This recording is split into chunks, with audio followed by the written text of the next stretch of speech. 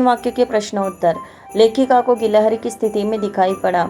गिलहरी गमले और दीवार की संधि में चिपका पड़ा था, जो संभवतः घोंसले से गिर पड़ा था, और कौवे जिसमें सुलभ आहार खोज रहे थे। काकद्वय की चोंचों के घाव उस लघु प्राण के लिए बहुत थे, अतः वह निश्चेष्ट सा गमले से चिपका पड़ा था। लेखिका ने गिल्लू के प्राण कैसे बचाए? महादेवी वर्मा जी ने गिल्लू के उपचार कैसे किया? लेखिका ने गिल्लू की रक्षा कैसे की? महादेवी वर्मा जी ने गिल्लू की जान कैसे बचाई? यह सारे प्रश्न के उत्तर एक ही है। महादेवी वर्मा जी ने गिल्लू को हौले से उठाकर अपने कमरे में ले आई, रुई से रक्त पोंछकर घाव पर पेनिसिलिन का मरहम लगाया। कई घंटे के उपचार के उपरांत उसके मुंह में एक बूंद पानी टपकाया जा सका। इस तरह से महादेवी वर्मा जी ने गिल्लू के प्राण बचाए। लेखिका का ध्यान आकर्षित करने के लिए गिल्लू क्या करता था? लेखिका के पैर तक आकर सर से पर्दे पर चढ़ जाता और फिर उसी तेजी से उतरता था। उसका यह दौड़ने का क्रम तब तक चलता जब तक लेखिका उसे पकड़ने के लिए न उठती। वर्मा जी को चौंकाने के लिए गिल्लू कहाँ कहाँ छिप जाता था, अथवा गिल्लू महादेवी वर्मा को कैसे चौंकाता था। कभी फूलदान के फूलों में छिप जाता, कभी पर्दे के चुन्नट में, और कभी सोन जूही की पत्तियों में छिप जाता था।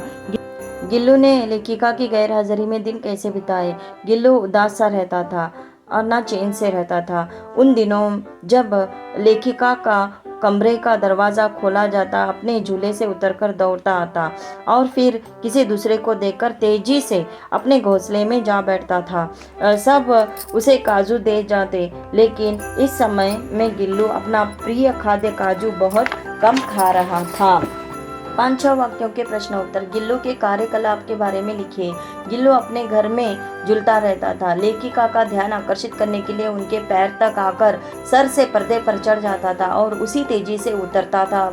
वह वर्मा जी को चौंकाने के लिए कभी फूलदान के फूलों में, कभी पर्दे की चुन्नट में, और कभी सोन जूही की पत्तियों में छिप जाता था। लेखिका की थाली के पास बैठकर एक एक चावल उठाकर बड़ी सफाई से खाता था। अपनी नीली नीली आंखों से सबको देखता और सभी को आकर्षित करता था। अपनी जुब्बेदार पूंछ से भी सभी को अपनी ओर आकर्षित करता था।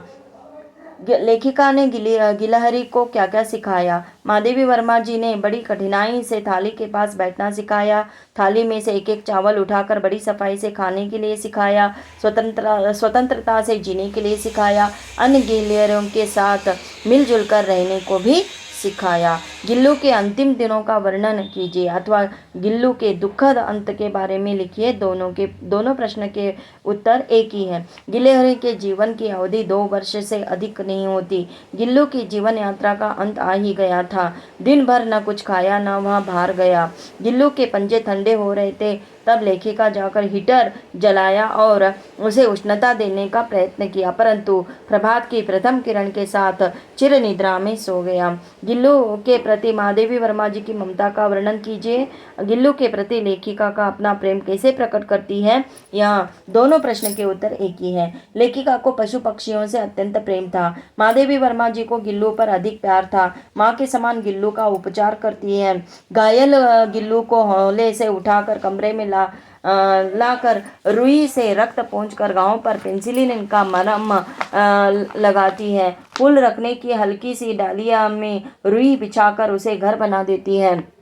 खाने के लिए काजू और बिस्कुट देती है। उसका अंत आ जाने पर उसके पंजे ठंडे होने लगते हैं तो हीटर जलाकर उसे उष्णता देने का प्रयत्न करती है।